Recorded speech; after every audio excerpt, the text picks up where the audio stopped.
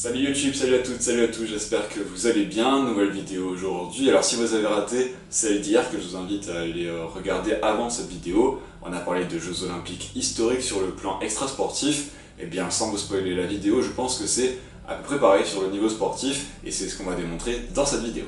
Pour la première fois en 124 ans d'histoire, il y aura exactement le même nombre de femmes et d'hommes sur les épreuves olympiques, 5545 chez les femmes, 100 545 chez les hommes, je vous laisse calculer, ça fait 11 090 athlètes présents à Tokyo. Une parité homme-femme très chère aux yeux du président du CIO, Thomas Bach, qui a aussi eu l'idée de se rapprocher des plus jeunes en intégrant des sports comme le surf, le skateboard ou encore le basket 3 contre 3. D'autres épreuves feront également leur apparition comme le karaté et l'escalade. Enfin, une discipline fait son retour après les Jeux de Pékin en 2008, le softball. Au total, il y a exactement 339 épreuves qui vont être disputées pendant la durée de l'événement. Vous pouvez voir ici le programme de toutes les disciplines, il y en a beaucoup, alors n'hésitez pas à mettre sur pause pour y jeter un œil plus attentif. Après avoir détaillé les épreuves, il faut évidemment parler des lieux où les festivités vont se dérouler. Comme vous pouvez le constater sur cette carte, quasiment tout est concentré sur Tokyo, mais il y a quand même quelques villes comme Sapporo par exemple qui ont été réquisitionnées pour leurs infrastructures et notamment pour le football. Les principaux stades, les voici. On a tout d'abord le nouveau stade olympique qui a accueilli la cérémonie d'ouverture. Diversité, environnement, solidarité, fraternité entre les peuples, c'est le symbole fort de cette cérémonie. Ça y est, la vasque est allumée. Waouh! Et le feu d'artifice final. L'embrassement total du stade. Qui accueillera celle de fermeture, ainsi que quelques matchs de football et l'intégralité des épreuves d'athlétisme. On a également le Nippon Budokan, le temple des arts martiaux qui a été créé en 1964 à l'époque où Tokyo avait déjà accueilli les Jeux. On a ensuite le centre aquatique de Tokyo qui accueillera les épreuves de natation, sa coule de source, ou encore le village olympique que voici. En tout, il y a exactement 43 sites pour l'ensemble des Jeux, vous ne m'en voudrez pas si je ne parle pas de tous, mais je vous mets la liste complète pour votre plus grand plaisir. Au total, ce sont pas moins de 205 délégations qui défendront leurs couleurs ici à Tokyo, mais il y a un autre cas qui interpelle, c'est la Russie. Les athlètes russes disputeront les compétitions sous bannière neutre avec l'acronyme ROC qui signifie Russian Olympic Committee, en français Comité Olympique de Russie. Ça fait écho au scandale de dopage en 2014 pour les Jeux Olympiques de Sochi et à la suspension de 2 ans qui a été prononcée par le CIO après enquête en 2020. Pour conclure sur les particularités de ce cas, si jamais un athlète russe venait à l'emporter, à décrocher la médaille d'or, ce serait ni son drapeau qui serait élevé dans le stade, ni son hymne qui sera joué, ce sera une bannière neutre et puis le concerto pour piano numéro 1 de Tchaïkovski. Si ça paraît cruel pour l'athlète en question, qui n'est sans doute pas dopé, le règlement le stipule clairement.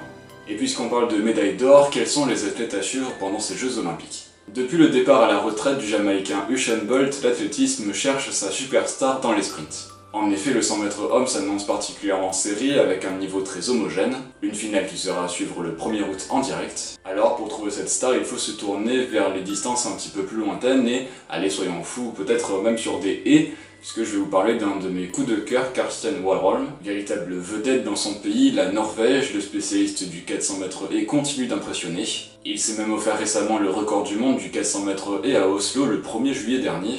De quoi donner des frissons pour tout un peuple et on l'espère pour lui en finale dans quelques jours. Un autre scandinave sera également à suivre, il s'agit du suédois Armand Duplantis. Le détenteur du record du monde du saut à la perche paraît intouchable pour la médaille d'or, un concours qui sera à suivre le mardi 3 août prochain en direct. N'hésitez pas d'ailleurs à me dire dans les commentaires quel athlète vous voudriez mettre en valeur pour ces Jeux, votre avis évidemment m'intéresse. En natation, ce sont les Américains qu'il faudrait scruter, d'un côté chez les hommes Caleb Dressel et de l'autre chez les femmes Cathy Ledecky, auront toutes leurs chances de remporter plusieurs médailles olympiques et pourquoi pas en or. Une autre américaine aura également à cœur de briller, il s'agit de Simone Biles.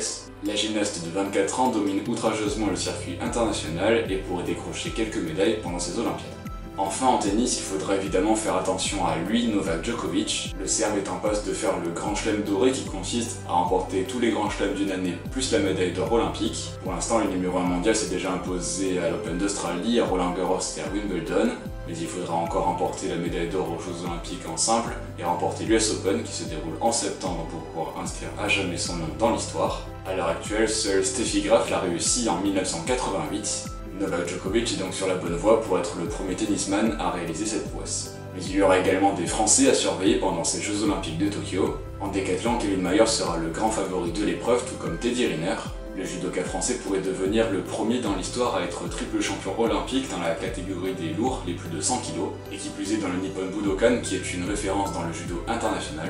À 32 ans, Teddy Riner aura donc la pression sur ses épaules, lui qui a changé la moitié de son staff il y a tout juste 8 mois. Le documentaire diffusé hier soir sur France 2 montre également que Teddy Riner s'est blessé au genou quelques mois avant la compétition, et pas de crainte, il sera bel et bien présent sur le tatami et prêt à en découdre comme toujours.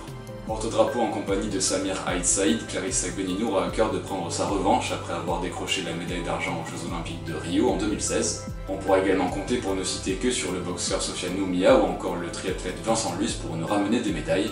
La délégation française est composée d'un peu moins de 400 athlètes pour les Jeux Olympiques 378. L'objectif fixé par la présidente du Conseil national olympique et sportif français, le CNOSF Brigitte Henriquez, est de faire aussi bien voire mieux qu'à Rio. Les Bleus avaient ramené pas moins de 42 médailles du Brésil, dont 10 en or. C'est la fin de cette vidéo, j'espère qu'elle vous aura plu. Si c'est le cas, n'hésitez pas à mettre un pouce en l'air, à laisser un commentaire, à vous abonner, à activer la cloche pour les notifications et bien sûr à partager, ça me ferait super plaisir.